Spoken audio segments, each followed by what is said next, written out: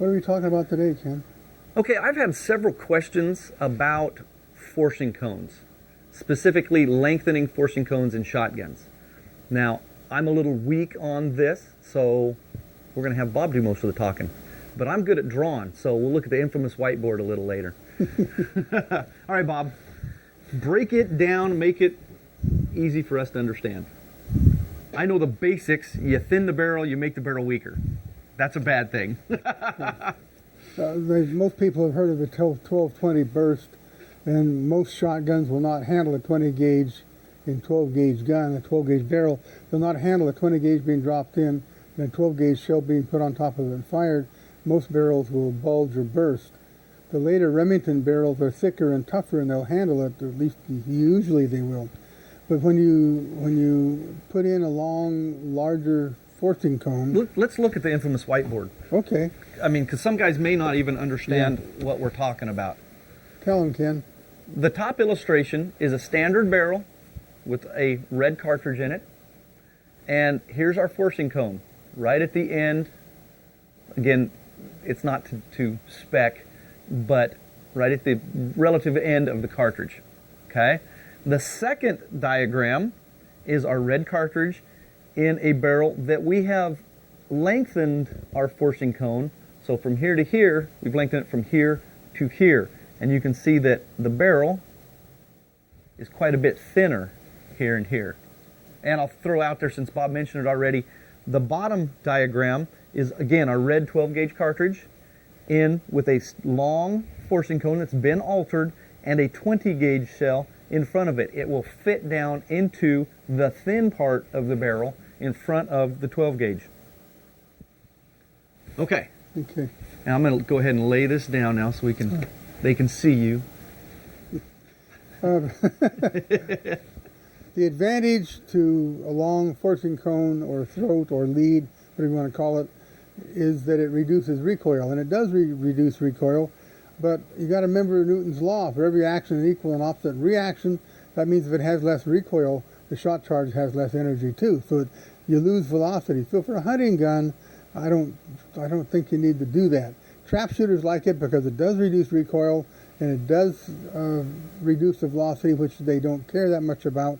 The reason it reduces the velocity is because in the opened up, the elongated, right? Yeah, the elongated throat or lead, the shot charge and the wad kind of float and gas escapes around it, and it gets a slower start. The cartridge does, the gunpowder does, and so it never quite catches up. So your breech pressure is not quite as high because it wasn't compressed. In this one, the wad hits resistance right away. Now, there is an area in the chamber for the throat, the cartridge case to open up into. Right. So it's a straight section, and then it becomes a taper. The shorter the taper, the better off the seal, the higher the velocity, the higher the recoil, and the higher the pressure. When you open up the throat, you thin the barrel considerably in some cases. And I have seen guns, over-unders and double barrels that have a monoblock, and they open them up to long throat or sometimes a 3-inch, and it's so thin in this area that it starts to bulge and it will burst in time. So opening up the throat or a long lead or long throat has an advantage, and it reduces recoil. It also reduces velocity, and it does indeed weaken the barrel. In almost every instance, if you put in a long throat and drop a 20 gauge shell in, it'll go in farther now. Now there's more pressure.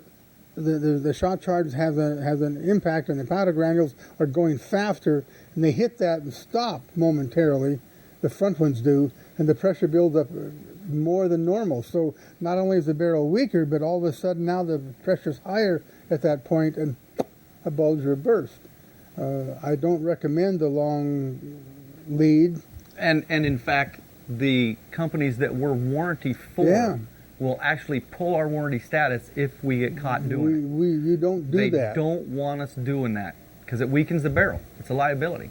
So if you decide that you have trap shooter friends and they have to have this, and you decide to buy the reamers to do it, more power to you. But you better have really good product liability insurance, because someday it's going to catch up with you and you're going to get sued, and my gosh, the insurance company ain't going to like you anymore, and they might drop you.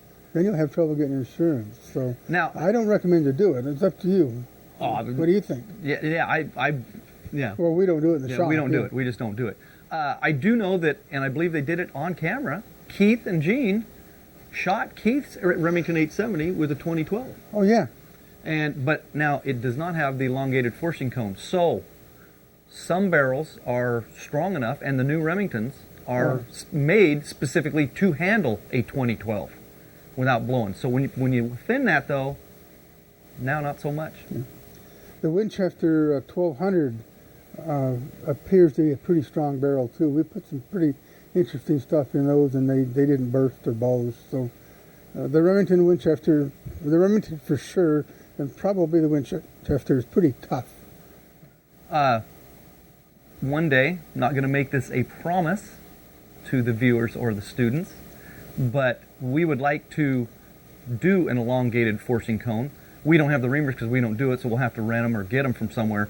But do that and then try to blow one up on camera. That is something we would like to do. I'm not saying we're going to do it. We're going to have to get a gun that we're willing to blow up, and the time and the energy and whatnot to actually get it done. But that would be something that's fun. Blow-ups are always enjoyable to see what goes on and analyze. I've always liked blowing things up. All my life I've enjoyed blowing things up. So hopefully in an upcoming issue, you'll see it. We'll get to do that. Is that it, Bob? I don't know. Well, I'm happy. I am too. I think you explained everything well enough. Yeah. If not, I'll get lots more questions and you'll get nasty phone calls. Yeah. It can boil down to 3 simple words. Don't do it. All right. We'll see you guys next time. See you later.